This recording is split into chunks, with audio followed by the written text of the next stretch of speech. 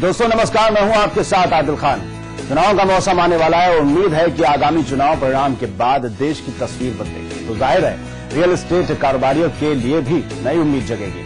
ऐसे में आपके घर के लिए और घर खरीदने का सपना और भी आसान हो सकता है। तो देर किस बात की है, चलिए शुरू करते हैं आज का प्रॉपर्टी एक्सपर्ट और जानते हैं हमारे प्रॉपर्टी एक्सपर्ट शरद बंसल जी से कि क्या चुनाव के बाद रियल एस्टेट की राह थोड़ी आसान हो सकती है।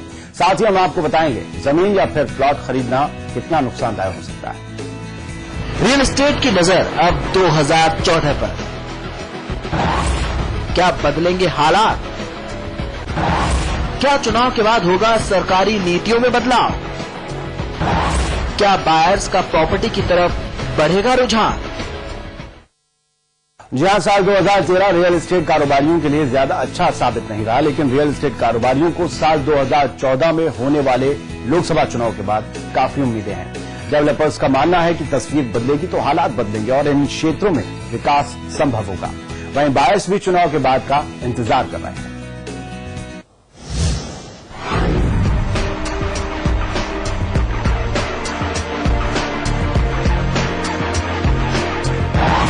रियल एस्टेट की नजर अब 2014 पर।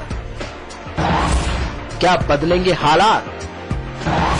क्या चुनाव के बाद होगा सरकारी नीतियों में बदलाव? क्या बायर्स का प्रॉपर्टी की तरफ बढ़ेगा रुझान? जैसे जैसे लोकसभा चुनाव करीब आता दिख रहा है, दिल्ली एनसीआर के रियल एस्टेट कारोबारियों की उम्मीदें बढ़ती जा रही हैं। डेवलपर इस बात से जरा भी इनकार नहीं कर रहे हैं कि चुनाव के बाद रियल एस्टेट क्षेत्र की स्थिति सुधर सकती है। साल 2013 में बिल्डर्स की ओर से कई प्रलोभन देने के बावजूद बिल्डर्स और कारोबारियों को वो मुनाफा नहीं मिल पाया जिसकी उन्हें उम्मीद थी। लिहाजा अब डेवलपर्स को उम्मीद है कि चुनाव के बाद अगर सरकारी नीतियों में बदलाव होता है तो इससे कारोबारियों को ज्यादा मुनाफा मिल सकता है। वहीं बायर भी जल्द से जल्द चुनाव खत्म होने का इंतजार कर रहे हैं। उन्हें उम्मीद है कि चुनाव के बाद प्रॉपर्टी की कीमतों में कमी आएगी और बायर्स खुलकर इन क्षेत्रों में निवेश करेंगे। वहीं कुछ डेवलपर्स और बायर्स ये भी मान रहे हैं कि चुनाव के बाद बहुत सारे अटके हुए प्रोजेक्ट्स पूरे होंगे जो चुनाव की वजह से अटके पड़े हुए हैं, जिससे उनकी डिमांड भी पूरी होगी। प्रॉपर्टी एक्सपर्ट, समाचार प्लस।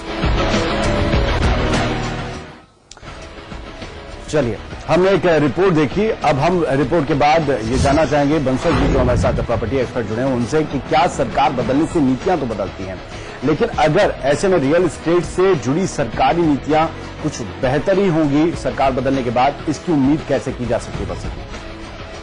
देखिए, हमारे भारतीय संस्कृति में जितना भी एक कंट्री की इकोनॉमी है रियल एस्टेट के ऊपर डिपेंड करती है।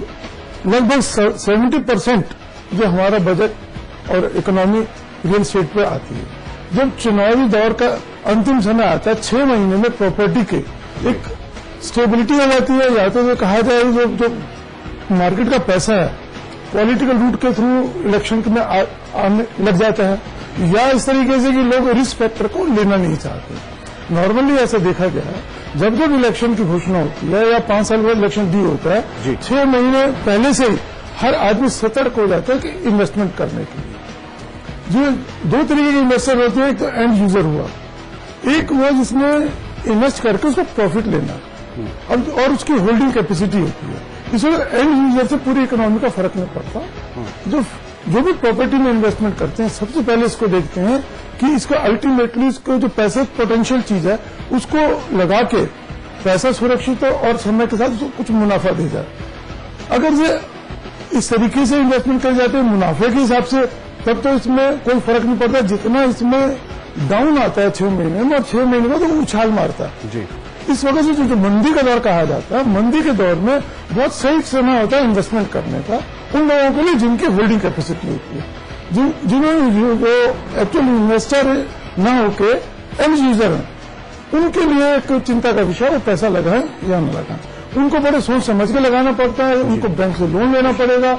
अब इसमें जो गवर्नमेंट की जब पेमेंट पूरा होने लगता है तो नीतियां भी चरमरा जाती हैं, लोग ऊब जाते हैं नीतियों से, तो नीतियों को चेंज होने की संभावनाएं होती हैं। क्योंकि जो पुरानी सरकार की नीतियां जिससे लोग एक विरोध करने लगते हैं जी, और नई सरकार से उन्हें बहुत ज्यादा उम्मीदें होती हैं, उस उम्मीद के मुताबिक लोग होल्ड कर लेते हैं अपनी इन्वेस्टमेंट को, जिसको ये चाहे गवर्नमेंट की पॉलिसी हो, चाहे गवर्नमेंट के जो प्रॉपर्टीज के या जैसे घोषणाएं होती हैं इतने फ्लैट बनेंगे, ये बनेगा वो बनेगा, उसमें भी आप जो देखेंगे इलेक्शन के दौरान गवर्नमेंट कोई नई घोषणा नहीं करती, और जो बिल्डर डेवलपर हैं वो भी अपने माल को तो तैयार करते हैं, चीजें बनाते हैं, प्लानिंग करते हैं, अप्रूवल में चले जाते हैं, इस दौरान में नई स्कीमों को इंट्रोड्यूस नहीं करते। इंट्रोड्यूस करने में अगर उम्मीद के मुताबिक नीतियां नहीं होंगी, उम्मीद के अनुरूप नहीं होंगी, तो फिर फायदा लाभ कैसे मिलेगा? देखिए, नीतियां हैं, ये इलेक्शन का एक आउटकम होता है जी। जो लोगों का विरोध है उसको सबसे पहले तो नई सरकार आकर अपना रौब जमाने के लिए अफसरों को बदलती है, नीतियों को उसमें सुधार लाती है, और जो पब्लिक ने जो विरोध करा था उसमें संशोधन करने की कोशिश करी जाती है। और जो अभी की जो मौजूदा नीतियां हैं, क्या वो दोषपूर्ण हैं? उसमें जो दोष हैं, जो लैंड एक्विजिशन एक्ट आ गया या रेगुलेटर आ रहा है, ये सब चीजें हैं, ये चीजें आउटकम 20 साल का जो लोगों का अंदर का भड़ास है उसे संशोधन करना, और उसमें जो उम्मीदें हैं कि इसको किस तरीके से सुधारा जाए।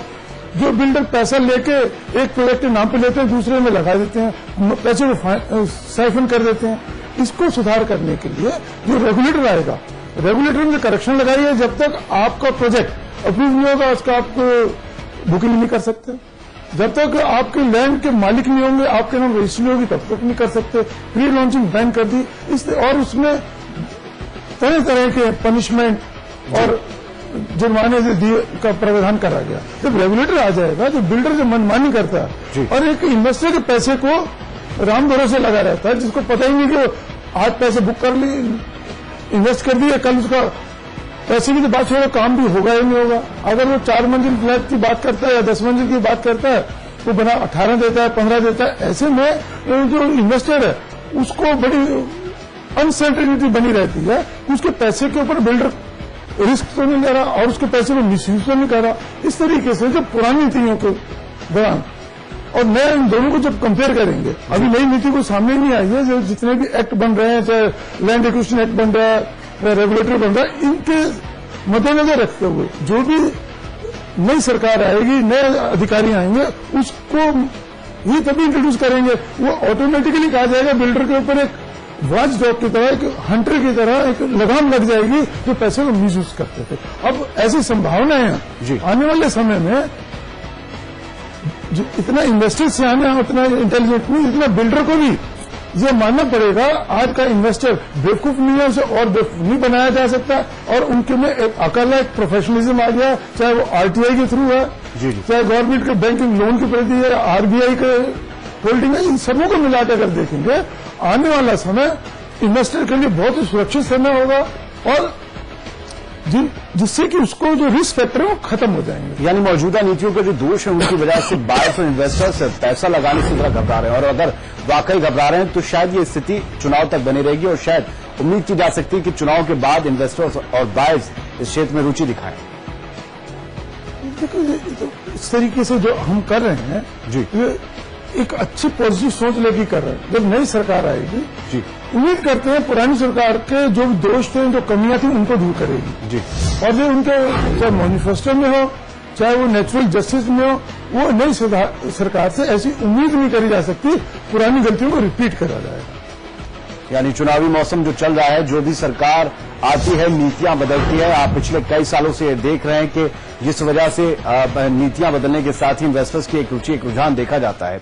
सरकार से, आने वाली सरकार से, चाहे जिसकी भी हो, उससे बायर्स को कहीं ना कहीं बहुत ज्यादा उम्मीदें बंधी होंगी कि उनके लिए बहुत कुछ ये पिटारे में लेकर आएगी सरकार।